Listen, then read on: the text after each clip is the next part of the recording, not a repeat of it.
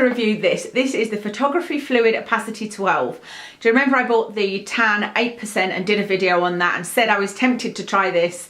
And I went on to have a look and I found this in the set called Niod Set 1. And so I ordered it, and that was definitely the best way to do it, because this is 1.5 mil, no, 15 mil, 1.5 mil, that would be nothing. This is 15 mil, and I think for the full size is 30 mil. But I knew even if I loved it, this is still quite a good amount of having that type of product. So let me show you what it looks like. It is white. To me, that's the sort of ivory colour. Same kind of packaging and same kind of issues with the packaging, as in it gets very messy. It's not quite as thin, as in when you lift it up, you do have to kind of squeeze it to get the product out. But see, as I'm putting it back in, it's sort of going over the edge, but it's nowhere near as bad as the other ones. So that's the colour there. Apologies for those two swatches of lip liners. That was from another video. Somebody had described this as gold, and I think it is like a very light white gold. I was expecting, when she said that, a more sort of yellowy gold, but as you rub it in, you can see the sort of golden tones to it. So I'm going to read you what it says on the website and tell you what I think of those claims, etc. That's it, completely rubbed in. And then tell you what I think, how it feels, and I've got a little demo of me using it. So it says, use the photography fluid to create a foundation for skin that reflects even radiance in life, and very specifically through the camera lens. So this is very specifically, as with the other one, a photography fluid to make you look better in photographs. I said in the last one, and I still feel this way, I'm not sure who would be overjoyed at that, because I don't know whether that works in videos. Other than that video where I had the tan one on, quite a few of you said my skin looked glowing, and somebody even asked if I had filler in my cheeks. I don't have filler. I wish I did, and I'm glad that I look like I do, because to me my cheeks would be more prominent if I lost a bit of weight. It might look like that, but anyway, I'm glad it looks that way. But I wonder if that was the product coming through on camera. This instant treatment is serum textured but contains a wide array of light refracting prisms, tone and hue correctors, and topical photo finishing technologies to offer even radiance within seconds. Yeah, I don't think this is a treatment. It says instant treatment. I don't think it's a treatment. It is an enhancer, isn't it? It's a cosmetic enhancer. Oh, I look like I'm a bit wonky. It's a bit better, I think. Yeah, I don't think it's a treatment. It is a cosmetic enhancer. It's makeup, isn't it, really? I have tried this as a kind of highlighter around this area, because it does say that you can use it, so at the bottom, apply photography fluid instead of or under liquid foundation to balance out undesirable colour tones. Can also be mixed with other products for subtle hue correction. It doesn't say it on here. I think it says it on the 8% tan one, that you can use the tan one here and then use this one kind of here.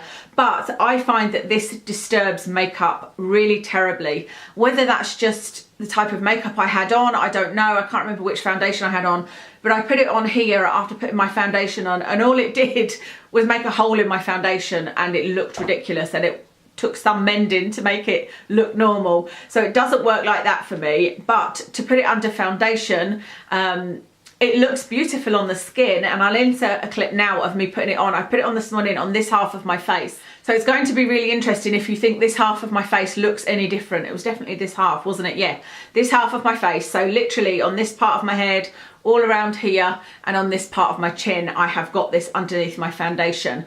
But what I could see is that applying it to bare skin, it looks beautiful. I would say that if you were somebody that could go without foundation, this would be a beautiful thing to put on, just to give you a lovely glow. I could see particularly here, it instantly lit up all this area, but didn't show any flaws. It really did lift my skin. You know, I could almost see here, as I was moving, it looked really beautiful. But under foundation, I don't personally think we'll see any difference.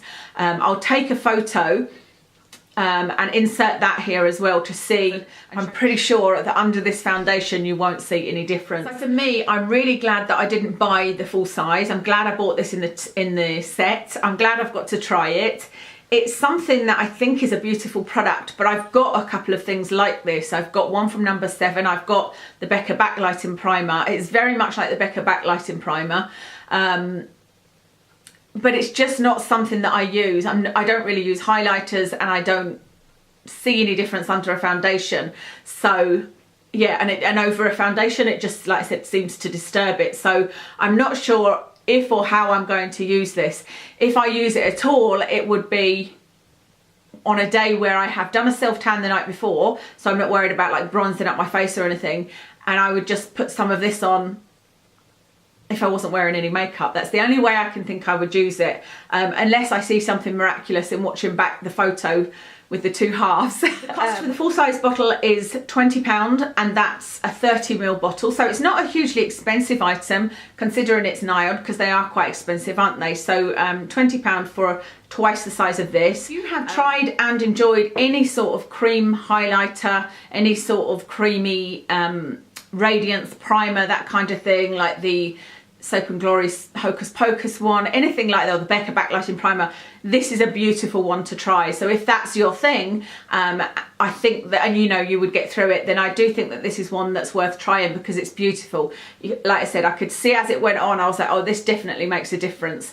And I might try it mixed in with my foundation. I'm not sure. I think that that would definitely give something more to your foundation, but it's not something I really enjoy because I like a full coverage matte foundation, and so if I'm adding something like this, I'm going for a glowy look, and that tends to not be what I'm going for. I've had a look at the ingredients. There's a lot of ingredients in this, I have to say. I was surprised at that. I didn't think there'd be so many, but if you have extremely sensitive skin, you might want to have a look just in case there's anything on that list you're sensitive to, but nothing stands out.